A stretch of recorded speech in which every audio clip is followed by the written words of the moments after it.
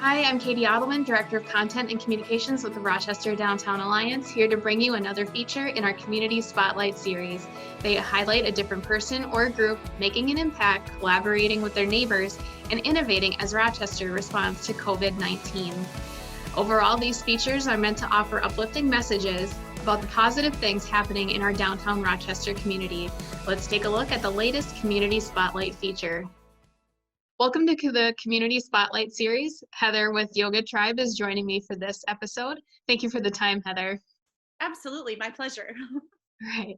So let's start by having you just explain what what unique ways that you're offering to help people stay connected with yoga during this time of COVID-19. Sure. Yeah. I mean, we've been pivoting pretty quickly, and what I can say is that it's the secret weapon of yoga teachers that were like hardwired for evolution and flexibility. So I'm really grateful to the team of teachers I have that we went from like teaching classes to transitioning with the Department of Health recommendations to just teaching smaller classes so everyone had 6 feet of space, to within like 24 hours transitioning to essentially offering all of our classes online. I guess fundamentally what we've done is we've just responded to the need of the community in the quickest, most efficient way that we could at the time. And we're continuing to kind of discuss how to refine what we're doing and how to expand our reach and make it as effective and useful as possible for the community. Awesome. So what are kind of some of the classes that people can view through online? Sure. So right now what we've been doing is offering Facebook Live classes for 30 minutes. So we're offering a variety of formats. We have kids yoga classes, we're doing beginner classes, and we'll be adding more beginner classes. We have our kind of signature vinyasa classes, which we're known for. We have one teacher who's doing some prenatal classes to try to get those pregnant mamas some relief as well. And our goal kind of for April, now that we know that we're going to have a 1-month container, is to create some kind of like a 30-day yoga challenge where there's a little bit more structure and curriculum.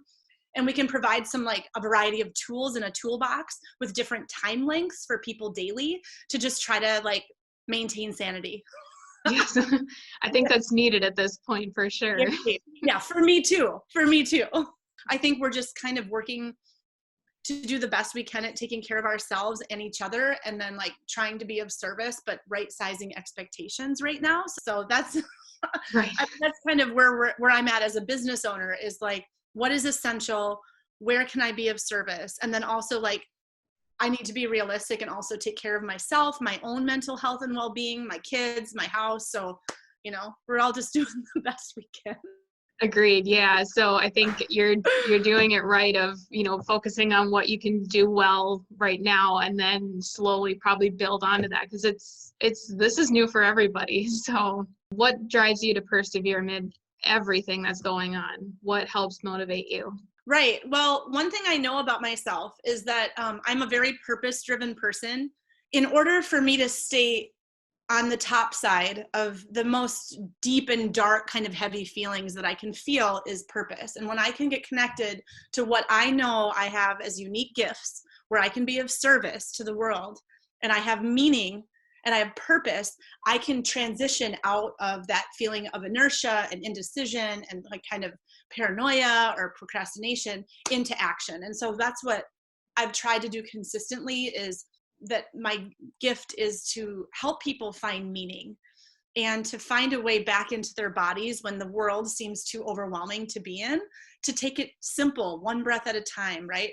And so that for me is really what's driving me. What is kind of one positive thought that you'd like to leave with people? In the greatest moments of because I think in these moments where everything is different, our schedules are off, like we're looking at the world through different eyes, like we have moments of clarity. And what I can say is for myself, what I recognize in those moments of clarity is that what's happening right now in the world to all of us is an incredible opportunity to reevaluate what really matters. And fundamentally, what we could probably notice first of all is that like I matter. I matter to me and you matter to you. And when we take it all the way down to the bare bones of like, am I actually just taking care of myself? Now there's an opportunity to pay attention to what actually makes me feel better.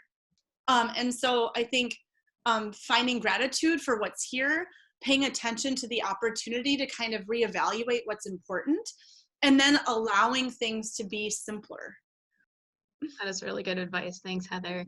You So one final question, and it's easy. How can people learn more about Yoga Tribe and what kind of classes you guys are offering?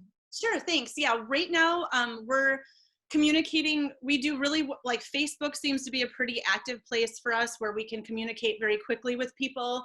We're offering Facebook Live classes right now, Facebook, Instagram, yogatribemn.com. We're doing our best. Email us, message us, let us know what you need, and we will do our best to be of service. Well, thank you so much for the time, Heather, and continue keeping on doing great things for the community.